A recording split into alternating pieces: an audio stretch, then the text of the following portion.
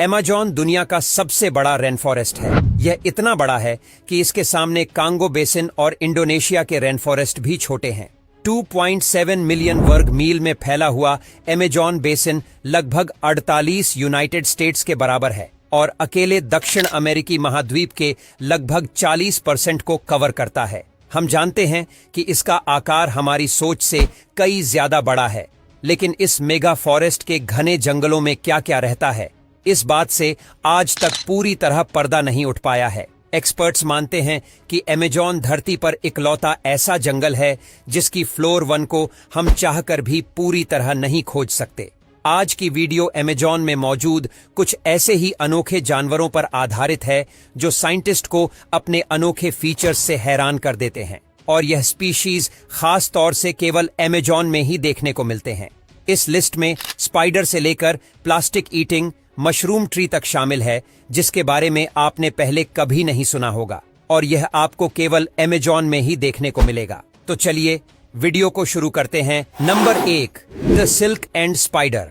सबसे पहले शुरुआत करते हैं एक ऐसे रहस्यमय मकड़ी की जो सिल्क से टावर बनाना जानती है और वैज्ञानिकों को अपने क्रिएशन से हैरान करती आई है।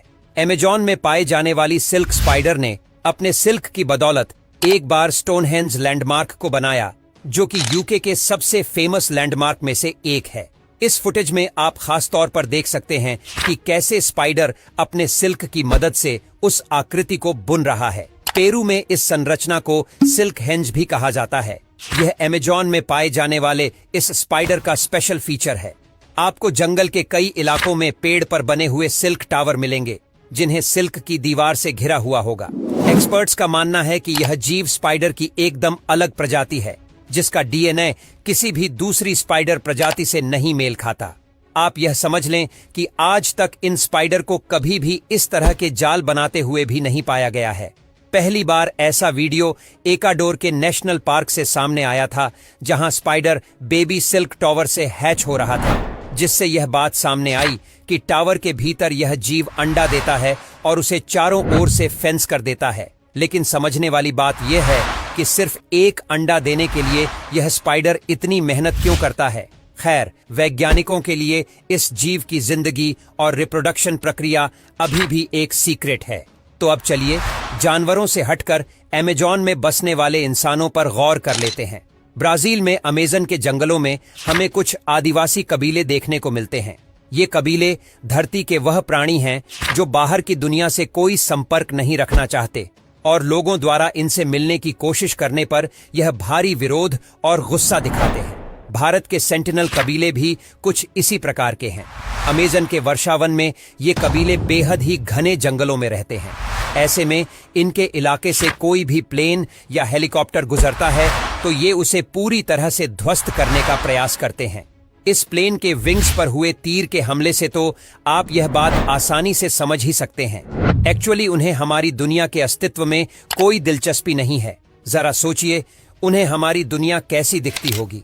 उनका व्यवहार तो यही कहता है कि हमारी कम्युनिटी और विकास से वह बिल्कुल भी प्रभावित नहीं होना चाहते और प्रकृति के साथ ही जीना चाहते हैं। Number 3, glass fox Amazon. हालांकि धरती पर आपको कई अनोखे और हैरान करने वाले एम्फीबियस देखने को मिलेंगे, लेकिन यकीन मानिए अमेज़न के ग्लास फ्रॉग जैसा कोई नहीं मिलेगा।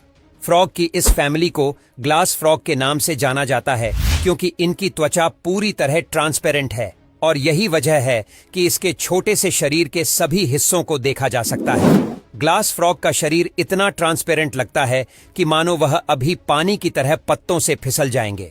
कुछ लोगों के लिए इस जीव को एक नज़र में देखना भी मुश्किल हो सकता है, लेकिन यकीन मानिए यह देखने में बेहद खूबसूरत लगता है। ग्लास फ्रॉग अक्सर सेंट्रल और साउथ अमेरिका में घने पेड़ों पर रहना पसंद करते हैं। इन्वायरमेंटल कंजर्वेशन इन जीवों में कुछ खास रुचि भी दिखाते हैं, क्योंकि वह मानते हैं कि ये जीव एक अच्छे बायो इंडिकेटर हैं और वातावरण की हालत कैसी है इस बारे में जानने में भी मदद करते हैं। जैसे जैसे जलवायु में परिवर्तन आ रहा है, इस जीव की संख्या में भी गिरावट देखी जा रही है, क्योंकि ग्लास फ्रॉग जिन जंगलों में रहना पसंद करते हैं वह धीरे धीरे सूख रहे हैं और इनकी जिंदगी मुश्किलों भरी होती जा रही है। ऐसे में इनकी हैबिटेट का खास ख्याल रखने की जरूरत है। Number 4, plastic eating mushroom. हम सभी जानते हैं कि आज के समय में प्लास्टिक एक बड़ी समस्या बन चुकी है, लेकिन सवाल यह है कि क्या इस परेशानी को सुलझाया जा सकता है? अगर आप अमेज़न के जंगलों की ओर नजर दौड़ाएं तो इसका जवाब है हाँ। येल यूनिवर्सिटी के स्टूडेंट और प्रोफेसर के ग्रुप को अमेज़न के जंगलों में एक ऐसा फंगस मिला जो कॉमन प्लास्टिक पॉलीथीन को डिग्रेड करने की क्षमता रखता है। आपको जानकर हैरानी होगी कि यह फंगस एक मशरूम है जो प्लास्टिक खाता है। अमेज़न के जंगलों में पाए जाने वाला यह मशरूम प्लास्टिक को खाकर भी जिंदा रहने की क्षमता रखता है। दरअसल यह मशरूम प्लास्टिक प्रोडक्ट्स में मौजूद मेन इंग्रेडिएंट पॉलीथीन को खाकर उसे ऑर्गेनिक मैटर में बदल सकता है। इसके अलावा यह फंगस बिना ऑक्सीजन के भी जीवित रह सकता है। यह मान लीजिए कि आने वाले भविष्य में हम इस मशरूम का इस्तेमाल अपने प्लास्टिक लैंडफिल को साफ करने के लिए कर सकते हैं, लेकिन एक फंगस के लिए इंसान द्वारा उत्पादित सभी प्लास्टिक को खाना एक बड़ा और मुश्किल टास्क होगा। लेकिन वैज्ञानिक मानते हैं कि हम किसी दूसरी तरह इस टेक्नोलॉजी का इस्तेमाल कर सकते हैं। नंबर 5, दी बॉलिंग रिवर। साइंस और मिथ दोनों बॉलिंग रिवर की कहानी अलग अलग नजरिए से देखते हैं। अमेज़न के रेन फॉरेस्ट में मौजूद यह नदी कई सालों तक वैज्ञानिकों की नजर से छिपी रही। हालांकि कई कथाएं अमेज़न में ऐसी नदी के होने का जिक्र करती थीं, लेकिन सदियों तक इसके बारे में कोई जानकारी हाथ नहीं लगी। लेकिन जब यह नदी असल में वैज्ञानिकों के सामने आई तो उन्हें एहसास हुआ कि यह दुनिया में मौजूद सबसे बड़ी थर्मल रिवर है, जिसका पानी हर समय उबलता रहता है। यह नदी सेंट्रल अमेज़न पेरू के घने जंगलों के बीच है। जैसे जैसे आप नदी के मेन स्ट्रीम तक पहुंचते हैं, पानी का तापमान धीरे धीरे बढ़ने लगता है और एक पॉइंट पर यह तापमान 132 डिग्री सेल्सियस तक पहुंच जाता है। दरअसल जियोथर्मल सरफेस की वजह से इस नदी का पानी का इतना गर्म रहना वाजिब है। नदी के पास हमें कई सारे थर्मल वाटरफॉल्स भी देखने को मिलते हैं, जिसमें सबसे खास 20 फुट लंबा वाटरफॉल है। दिखने में यह नदी जितनी खूबसूरत है, समुद्री जीवों के लिए उतनी ही जानलेवा है। एक बार इसमें गिरने पर आप उसी समय बॉयल हो सकते हैं। Number 6, Amazon pink dolphins. समंदर में मिलने वाली डॉल्फिन का रंग भले ही अलग हो, लेकिन अमेज़न की नदियों में गुलाबी रंग की डॉल्फिन्स पाई जाती है। कई लोगों को लगता है कि पिंक रंग के डॉल्फिन मिथिकल हैं और यह अस्तित्व में नहीं है, लेकिन ये जीव असली है और अमेज़न की नदियों में आपको कई पिंक डॉल्फिन देखने को मिलती है। अमेज़न रिवर डॉल्फिन केवल फ्रेश वाटर में रहना पसंद करती है और इनका रंग गुलाबी होता है। इसे लेकर वैज्ञानिकों के मन में कई सवाल हैं, जिनके जवाब आज तक नहीं खोजे गए हैं। पिंक डॉल्फिन की स्पीशीज में सबसे मशहूर है द बोटो, जिसका रंग गहरा पिंक होता है। अमेज़न में इसकी संख्या 10,000 तक हो सकती है। हालांकि इसकी 40% प्रजाति साउथ अमेरिकी कॉन्टिनेंट में मौजूद है। हाल ही के सालों में कई डैम और हाइड्रो इलेक्ट्रिक प्रोजेक्ट के चलते इसकी संख्या में भारी गिरावट देखी गई है और बोटो डॉल्फिन्स इससे सबसे ज्यादा प्रभावित हुई है। इसके अलावा इंसानों द्वारा नदी का पानी गंदा करने की वजह से भी इसकी तादाद कम होती जा रही है। नंबर 7, नक्टिबियस पोटो। अमेज़न में पाए जाने वाले इस जीव की आंखों को देखिए। ऐसा लगता है मानो किसी ने पेंटिंग के जरिए इन आंखों को बनाया होगा और एक ऑल के शरीर पर चिपका दिया होगा। खैर, यह जीव कितना ही नकली क्यों ना लगे, लेकिन यह प्रजाति असल में मौजूद है। पोटो ऑल के नाम से मशहूर इस जीव को कभी कभी पूवर्मी वंस कहकर भी बुलाया जाता है। इसकी आंखें जहां हमें कुछ कार्टून्स की याद दिलाती हैं, वहीं इसका चेहरा बेहद ही प्यारा है। पोटो ऑल बेहद वोकल जीव है, जिनका शोर पूरे जंगल में सुनाई पड़ता है।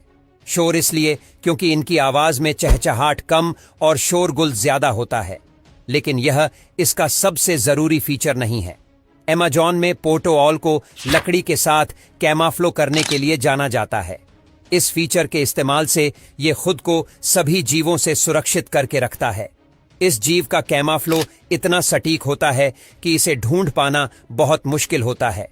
पेड़ पर बैठे पोटो ऑल को देखने के बाद भी आप ये नहीं बता सकते कि ये कोई जीव है या कोई पेड़ की टहनी। इसके अलावा जितनी मजाकिया पोटो ऑल की आंखें होती हैं, वो उतनी ही दूरी से अपने शिकारियों को पहचानने के काबिल होती है। यही वजह है कि अमेजॉन का ये जीव होशियार होने के साथ साथ खतरनाक शिकारी भी है। Number 8, Hodgson birds. ये सच है कि स्क्रीन पर दिखने वाली ये चिड़िया बेहद बदबूदार है।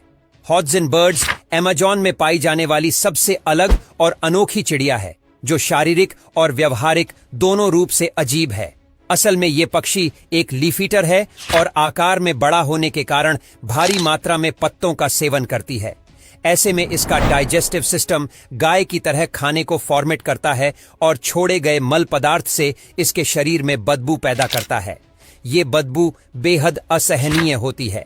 जाहिर सी बात है, शरीर में ज्यादा एनर्जी के लिए भारी मात्रा में भोजन को प्रोसेस करना होता है। इस पूरी प्रक्रिया को होने में 45 घंटे का समय लगता है। इस दौरान ये पक्षी जंगल में काफी एक्टिव दिखाई पड़ती है, लेकिन इसके शरीर की बदबू के चलते कोई इसका शिकार करने में रुचि नहीं दिखाता। यहां तक कि इंसान भी इस चिड़िया से दूर ही रहते हैं। तो दोस्तों, ये थी अमेजॉन के जंगल में पाए जाने वाले कुछ जानवरों की ऐसी अनोखी प्रजातियां जो हमें केवल अमेजॉन में ही देखने को मिलती हैं। इनमें से कुछ के बारे में अभी भी पूरी जानकारी इकट्ठा नहीं की गई है।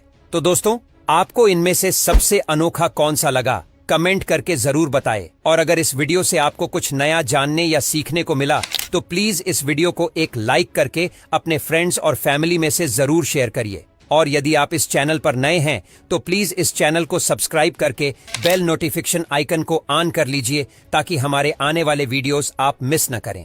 मिलते हैं फिर किसी वीडियो में नए टॉपिक के साथ। तब तक के लिए नमस्कार।